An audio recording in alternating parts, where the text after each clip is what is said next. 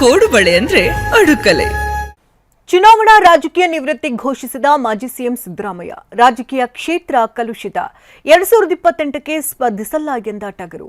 ಚುನಾವಣಾ ರಾಜಕೀಯದಲ್ಲಿ ಸಿದ್ದರಾಮಯ್ಯ ಇರಲೇಬೇಕೆಂದು ಅಭಿಮಾನಿಗಳ ಪಟ್ಟು. ಕೆಪಿಸಿಸಿ ಮಾಜಿ ಅಧ್ಯಕ್ಷ ಶಿವಶಂಕರಪ್ಪ ಮೇಲೆ ಮತ್ತೊಂದು ಎಫ್ಐಆರ್. ಈ ಸುದ್ದಿಗಳನ್ನು ನೋಡೋಣ ರಾಜಕೀಯ ನ್ಯೂಸ್ ಟಾಪ್ ನಲ್ಲಿ. ವಿಪಕ್ಷದಲ್ಲಿದ್ದಾಗ ಎದ್ದು ನಿಂತರೂ ಅದೇ ಹವಾ, ಆಡಳಿತ ಪಕ್ಷದಲ್ಲಿದ್ದಾಗ ಉತ್ತರ ಕೊಡುವಾಗಲೂ ಅದೇ ಹವಾ. ಸದನದೊಳಗೆ ಗರ್ಜಿಸಿದ್ದ ಸಿದ್ದರಾಮಯ್ಯ ಸಾಂಪ್ರದಾಯಿಕ ರೆಸಿಪಿ, ಮತ್ತಷ್ಟು ಬೇಕೆನಿಸುವ ರುಚಿ. ಕೋಡುಬಳೆ ಅಂದ್ರೆ ಅಡುಕಲೆ. ಸಿದ್ದರಾಮಯ್ಯ ಎದುರಾಳಿಗಳನ್ನ ತಮ್ಮ ನೇರ ಮಾತುಗಳಿಂದಲೇ ಕಟ್ಟಿ ಹಾಕ್ತಾ ಇದ್ರು. ಆದ್ರೀಗ ಈ ಗತ್ತು, ಈ ತಾಕತ್ತು 2028ರ ಬಳಿಕ ವಿಧಾನಸಭೆಯಲ್ಲಿ ಕಾಣಸಿಗಲ್ಲ. ಕಾರಣ ಚುನಾವಣಾ ರಾಜಕೀಯದಿಂದ ಸಿದ್ದರಾಮಯ್ಯ ದೂರ ಸರಿಯಲು ನಿರ್ಧರಿಸಿದ್ದಾರೆ. ಅರ್ಥಾತ್ 2028ರ ಚುನಾವಣೆಯಲ್ಲಿ ನಾನು ಸ್ಪರ್ಧಿಸಲ್ಲ ಅಂತ ಘೋಷಿಸಿದ್ದಾರೆ. 2028ಗೆ ನಾನು ಚುನಾವಣೆಯಲ್ಲಿ ಸ್ಪರ್ಧೆ ಮಾಡಲ್ಲ.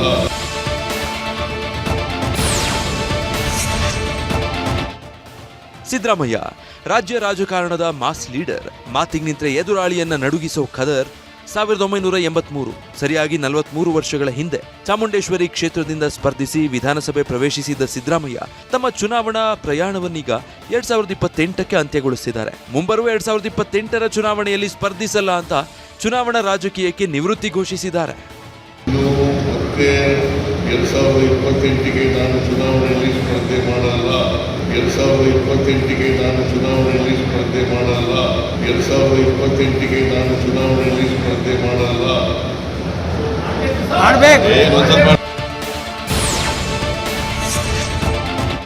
ಮಂಡ್ಯ ಜಿಲ್ಲೆಯ ಕೆಆರ್ಪೇಟೆಯಲ್ಲಿ ನಡೆದ ಕಾರ್ಯಕ್ರಮದಲ್ಲಿ ಮಾತನಾಡಿದ ಸಿದ್ದರಾಮಯ್ಯ ರಾಜಕೀಯ ನಿವೃತ್ತಿ ಘೋಷಿಸಿದ್ದಾರೆ. ಅಭಿಮಾನಿಗಳು ಮುಂದಿನ 10 ವರ್ಷ ರಾಜಕೀಯದಲ್ಲಿ ಇರಬೇಕು ಅಂತ ಕೂಗಿದ್ದಾರೆ. ಇದಾದ ಬಳಿಕ ಸುದೀರ್ಘವಾಗಿ ಟ್ವೀಟ್ ಮಾಡಿರೋ ಸಿದ್ದರಾಮಯ್ಯ ಅಧಿಕೃತವಾಗಿ ಘೋಷಣೆ ಮಾಡಿದ್ದಾರೆ. ರಾಜಕೀಯ ಕ್ಷೇತ್ರ ಕಲುಷಿತಗೊಂಡಿದೆ ಅಂತ ಟ್ವೀಟ್ ಮಾಡಿದ್ದಾರೆ. ರಾಜಕೀಯ ಕ್ಷೇತ್ರ ಇಂದು ಕಲುಷಿತಗೊಂಡಿದೆ. 2028ರ ವಿಧಾನಸಭಾ ಚುನಾವಣೆಯಲ್ಲಿ ನಾನು ಸ್ಪರ್ಧಿಸುವುದಿಲ್ಲ. ಮುಂದಿನ ಚುನಾವಣೆಯಲ್ಲಿ ನಾನು ಸ್ಪರ್ಧಿಸದಿರಲು ನಿರ್ಧರಿಸಿದ್ದೇನೆ. ಆದರೆ ಸಕ್ರಿಯ ರಾಜಕಾರಣದಲ್ಲಿದ್ದು ಜನರ ಕಷ್ಟಗಳಿಗೆ ಧ್ವನಿಯಾಗ್ತೇನೆ. ಮತ್ತೊಮ್ಮೆ ಚುನಾವಣೆಗೆ ಸ್ಪರ್ಧಿಸುವಂತೆ ವರುಣ ಕ್ಷೇತ್ರದ ಜನರ ಒತ್ತಾಯ. ಆದರೆ ಇನ್ಮುಂದೆ ಚುನಾವಣೆಯಲ್ಲಿ ಸ್ಪರ್ಧಿಸಬಾರದು ಎಂದು ನಿರ್ಧರಿಸಿದ್ದೇನೆ. ಚುನಾವಣೆಯಲ್ಲಿ ಸ್ಪರ್ಧಿಸಿದ್ರೆ ಕ್ಷೇತ್ರದಲ್ಲಿ ಜನರಿಗೆ ದುಡ್ಡು ಕೊಡಬೇಕಾದ ಕಾಲ ಬಂದಿದೆ. ಈ ಹಿಂದೆ ಕ್ಷೇತ್ರದ ಜನರೇ ದುಡ್ಡು ಕೊಟ್ಟು ಗೆಲ್ಲಿಸ್ತಾ ಇದ್ರು. ಪ್ರಾಮಾಣಿಕ ರಾಜಕಾರಣಕ್ಕೆ ಉಳಿಗಾಲವಿಲ್ಲದಂತಾಗಿದೆ. ಈಗ ನನಗೆ 79 ವರ್ಷ. 2028ರ ವೇಳೆಗೆ 82 ವರ್ಷವಾಗಲಿದೆ. 2028ಕ್ಕೆ ನನ್ನ ರಾಜಕೀಯ ಜೀವನಕ್ಕೆ 50 ವರ್ಷ ಪೂರ್ಣವಾಗಲಿದೆ. ಚುನಾವಣೆಗಳಲ್ಲಿ ಸೋಲು ಗೆಲುವು ಎಲ್ಲವನ್ನ ಕಂಡಿದ್ದೇನೆ. ಆದರೆ ಸಿದ್ಧಾಂತಕ್ಕೆ ವಿರುದ್ಧವಾಗಿ ನಡೆದಿಲ್ಲ. ಆತ್ಮಸಾಕ್ಷಿಗೆ ದ್ರೋಹ ಬಗೆದಿಲ್ಲ ಎಂಬ ಸಂತೃಪ್ತಿ ಇದೆ. ಮುಂದಿನ ಜೀವನವೂ ಜನಸೇವೆಗೆ ಮುಡಿಪು. 5 ದಶಕಗಳಿಂದ ರಾಜ್ಯದ ಜನತೆ ನನ್ನನ್ನ ತಮ್ಮಲ್ಲೊಬ್ಬನಂತೆ ಕಂಡಿದ್ದಾರೆ. ಜನರ ಪ್ರೀತಿ ವಿಶ್ವಾಸದ ಋಣ ನನ್ನ ಮೇಲಿದೆ. ಅಂದಿನ ರಾಜಕೀಯ ಮತ್ತು ಇಂದಿನ ರಾಜಕೀಯ ಹಾಗೂ ಆರೋಗ್ಯ ಕಾರಣ ನೀಡಿರುವ ಸಿದ್ದರಾಮಯ್ಯ ಇನ್ಮುಂದೆ ಚುನಾವಣೆಯಲ್ಲಿ ಸ್ಪರ್ಧಿಸಲ್ಲ ಅಂತಿದ್ದಾರೆ. ಆದರೆ ಅವರ ಆಪ್ತರು, ಕಾಂಗ್ರೆಸ್ ನಾಯಕರು ಸಿದ್ದರಾಮಯ್ಯ ಚುನಾವಣಾ ರಾಜಕೀಯದಲ್ಲಿ ಇರಬೇಕು ಅಂತಿದ್ದಾರೆ. ಅವ್ರು ನಿವೃತ್ತಿ ಆಗಬಾರದು ನನ್ ಕೇಳೋದಾದ್ರೆ. ಈಗ ಅಂಥವ್ರು ನಿವೃತ್ತಿ ಆದ್ರೆ ರಾಜಕಾರಣದಲ್ಲಿ ಒಬ್ಬ ಮಾರ್ಗದರ್ಶಕರು ಇಲ್ದಂಗೆ ಆಗುತ್ತೆ. ಅದಕ್ಕೆ ಅವರು ಇನ್ನೂ ಒಂದು ಚುನಾವಣೆ ಮಾಡಲಿ ಅಂತ ನಾನು ಅವ್ರನ್ನ ಕೇಳ್ಕೊಳ್ತೇನೆ. ನಾನು ವೈಯಕ್ತಿಕವಾಗಿ ಅವ್ರು ಏನು ಹೇಳ್ತಾರೆ ಅದು ಬೇರೆ ಪ್ರಶ್ನೆ. ಆದರೆ ಸಿದ್ದರಾಮಯ್ಯ ಅವರು ಯಾವಾಗಲೂ ಇರಬೇಕು. ಅವರ ಮಾರ್ಗದರ್ಶನ ನಮ್ಮ ರಾಜ್ಯಕ್ಕೆ ಬಹಳ ಮುಖ್ಯ ಅಂಥೇಳಿ ನಾನು ಭಾವಿಸ್ತೀನಿ. ರಾಜ್ಯಕ್ಕೆ ಬೇಕಾಗ್ತದೆ. ಈ ಥರ ತೀರ್ಮಾನ ಅವರು ತಗೊಳ್ಳೋದು ಬೇಡ ಅಂಥೇಳಿ ವೈಯಕ್ತಿಕವಾಗಿ ನಾನು ಹೇಳಲಿಕ್ಕೆ ಇಷ್ಟಪಡ್ತೀನಿ. ಹೋಗಿ ನಾವೆಲ್ಲ ಫೋರ್ಸು ಕೂಡ ನಾವು ಮಾಡವ್ರೆ. ಅವ್ರು ಹೇಳ್ತಾರೆ ಕೆಲಸಕ್ಕೆ ಏನು ಮಾಡೋಕ್ಕಾಗಲ್ಲ. ಅವರು ಎಲೆಕ್ಷನ್ ನಿಲ್ತ್ಕೊಂಡೇ ಇರ್ಬೋದು, ಆದರೆ ಪಕ್ಷದ ಪರವಾಗಿ ಅವರು ಪ್ರಚಾರ ಮಾಡ್ತಾರೆ ಅಂತ ನನಗನ್ಸಿಕೆ. ಯುವಕರಿಗೆ ಪ್ರಾತಿನಿಧ್ಯ ಕೊಡಬೇಕು ಅಂತ ಆ ಥರ ಹೇಳಿರ್ಬೋದು. ಅಕಸ್ಮಾತ್ ಮತ್ತೆ ರಾಹುಲ್ ಗಾಂಧಿ ಕರೆದಿಲ್ಲ Siddaramaiah you must contest election yes ಅಂತಾರೆ. ಸಿದ್ದರಾಮಯ್ಯ ಮೇ 28ರಂದು ಸಿಎಂ ಸ್ಥಾನಕ್ಕೆ ರಾಜೀನಾಮೆ ನೀಡಿದಾಗಲೂ ಸಕ್ರಿಯ ರಾಜಕಾರಣದಲ್ಲಿ ಇರ್ತೀನಿ ಅಂದಿದ್ರು. ಈಗಲೂ ತಮ್ಮ ಮಾತಿಗೆ ಬದ್ಧರಾಗಿದ್ದಾರೆ. ಸಿದ್ದರಾಮನ ಹುಂಡಿಯ ಸಿದ್ದರಾಮಯ್ಯ ವಕೀಲರಾಗಿ ಸೇವೆ ಸಲ್ಲಿಸಿದ್ರು. ರೈತ ಹೋರಾಟಗಾರ ಪ್ರೊಫೆಸರ್ MD ನಂಜುಂಡಸ್ವಾಮಿ ಅವರಿಂದ ಪ್ರೇರಿತರಾಗಿ ರಾಜಕೀಯಕ್ಕೆ ಬಂದೆ ಅಂತ ಹಲವು ಬಾರಿ ಹೇಳಿದ್ರು.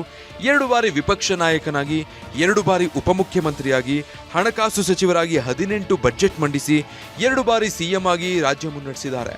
ಅನ್ನಭಾಗ್ಯ, ಕ್ಷೀರಭಾಗ್ಯ, ಶಾದಿ ಭಾಗ್ಯಗಳನ್ನು ಕೊಟ್ಟ ಭಾಗ್ಯರಾಮಯ್ಯ ಚುನಾವಣಾ ರಾಜಕೀಯದಿಂದ ದೂರವಾಗ್ತಿದ್ದಾರೆ. ಸಿದ್ದರಾಮಯ್ಯ ರಾಜಕೀಯ ನಿವೃತ್ತಿ ಬಗ್ಗೆ ಬಿಜೆಪಿ ಪರಿಷತ್ ಸದಸ್ಯ ಸಿಟಿ ರವಿ ಪ್ರತಿಕ್ರಿಯಿಸಿದ್ದಾರೆ. ದಾವಣಗೆರೆಯಲ್ಲಿ ಈ ಕುರಿತು ಮಾತನಾಡಿದ ಅವರು, ಸಿದ್ದರಾಮಯ್ಯನವರು ಒಬ್ಬ ಹಿರಿಯ ನಾಯಕ, ಅನುಭವಿಗಳು. 2028ರಲ್ಲಿ ಕಾಂಗ್ರೆಸ್ ಸೋಲು ಖಚಿತ ಎಂದು ಅವರಿಗೆ ತಿಳಿದಿದೆ. ರಾಜ್ಯದಲ್ಲಿ ಕಾಂಗ್ರೆಸ್ ಹೀನಾಯವಾಗಿ ಸೋಲುತ್ತೆ ಅಂತ ಗೊತ್ತಾಗಿದೆ. ಆರೋಗ್ಯದ ದೃಷ್ಟಿಯಿಂದ ಅವರು ಕೈಗೊಂಡ ನಿರ್ಧಾರ ಒಳ್ಳೆಯದು ಅಂದ್ರು. ಒಂದು ಹುದ್ದೆ 80 ಲಕ್ಷ ರೂಪಾಯಿ. ಇದು ರಾಜ್ಯದಲ್ಲಿ ಇತ್ತೀಚೆಗೆ ನಡೆದ ಪಶು ವೈದ್ಯಾಧಿಕಾರಿ ಪರೀಕ್ಷೆ ಸುತ್ತ ಕೇಳಿಬಂದ ಆರೋಪ. ವಿದ್ಯಾರ್ಥಿ ಸಂಘಟನೆ ನಡೆಸಿದ್ದ ಕಾರ್ಯಾಚರಣೆಯಲ್ಲಿ ಈ ಬಗ್ಗೆ ಏಜೆಂಟ್ ಒಬ್ರು ಮಾತನಾಡಿದ್ರು. ಹಣ ಕೊಟ್ರೆ ಹುದ್ದೆ ಅನ್ನೋ ಬಗ್ಗೆ ಹೇಳಿದ್ರು. ಇನ್ನು ವಿದ್ಯಾರ್ಥಿಗಳು ಕೂಡ ಫಲಿತಾಂಶದ ಬಗ್ಗೆ, 24 ಮಂದಿ ಆಯ್ಕೆ ಬಗ್ಗೆ ಅನುಮಾನ ವ್ಯಕ್ತಪಡಿಸಿದ್ರು. ಈ ಸಂಬಂಧ ಈಗ ಕೆಪಿಎಸ್ಸಿ ಮಾಜಿ ಅಧ್ಯಕ್ಷ ಶಿವಶಂಕರಪ್ಪ ಮೇಲೆ ಮತ್ತೊಂದು ಎಫ್ಐಆರ್ ದಾಖಲಾಗಿದೆ.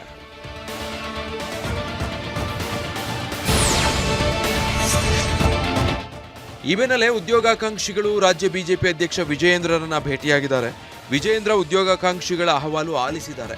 ನೇಮಕಾತಿ ಅಕ್ರಮದ ವಿರುದ್ಧ ಮುಂದಿನ ಹೋರಾಟದ ಕುರಿತು ಚರ್ಚಿಸಿದ್ದಾರೆ.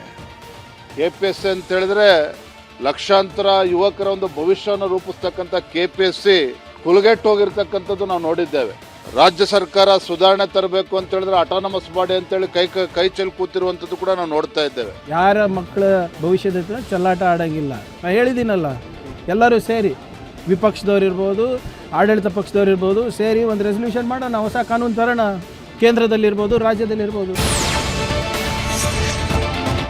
ಹೊಸ ಕಾನೂನು ತರೋಣ ಎಂದ ಪ್ರಿಯಾಂಕ್ ಖರ್ಗೆ ಕೆಪಿಎಸ್ಸಿ ಚೇರ್ಮನ್ ರನ್ನ ಯಾರು ನಾಮಿನಿ ಮಾಡಿದ್ದು ಅಂತ ಪ್ರಶ್ನಿಸಿದ್ರು. ಇದಕ್ಕೆ ತಿರುಗೇಟು ಕೊಟ್ಟ ವಿಜಯೇಂದ್ರ ಉಡಾಫೆ ಉತ್ತರ ಬೇಡ ಅಂದ್ರು. ಅಂದರೆ ಇವರೆಲ್ಲರೂ ಒಂದೇ ಅಲ್ಲ, ನಾಮಿನೇಷನ್ ಚೇರ್ಮನ್ನು BJP-ದವರೇ. ಅಲ್ಲಿ ಯಾರು ಡಿಫೆಂಡ್ ಮಾಡ್ತಾ ಇರೋದು ಹೈಕೋರ್ಟ್ನಲ್ಲಿ KPSC ಚೇರ್ಮನಿಗಿರ್ಬೋದು ಅಥವಾ ಅವ್ರ ಕುಟುಂಬದವರಿಗಿರ್ಬೋದು, ಅವರು ಕೂಡ BJP-ಅವರ ಲೀಗಲ್ ಸೆಲ್ದವ್ರೆ. ಅಂದರೆ ಇದು ಸುಮ್ಮನೆ ಇದು ಮೊಸಳೆ ಕಣ್ಣೀರು ಅಷ್ಟೇ ಇವ್ರದ್ದು. ಉಡಾಫೆ ಮಾತುಗಳನ್ನು ಬದಿಗಿಟ್ಟು ಬಿಜೆಪಿ ಅವಧಿಯಲ್ಲಿ ನೇಮಕಾತಿ ಆಗಿರ್ಬೋದು, ಕೆಪಿಎಸ್ಸಿ ಮೆಂಬರ್ಸ್ ಅಪಾಯಿಂಟ್ ಆಗಿರ್ಬೋದು, ಯಾರದೇ ಪೀರಿಯಡಲ್ಲಿ ಅಪಾಯಿಂಟ್ ಆಗಿರಲಿ, ಹಗರಣ ಮಾಡಿ ಅಂತ ಯಾರಿಗೂ ಹೇಳೋರಿದಿಲ್ಲ, ಹೇಳಿದಕ್ಕೆ ಸಾಧ್ಯ ಇಲ್ಲ. ಯುವಕರ ಬದುಕಿನ ಜೊತೆ ಚೆಲ್ಲಾಟ ಆಡಿ ಅಂತ ಯಾರು ಕೂಡ ಹೇಳೋದಕ್ಕೆ ಸಾಧ್ಯ ಇಲ್ಲ. ಕೋಡುಬಳೆ ಅಂದ್ರೆ ಅಡುಕಲೆ.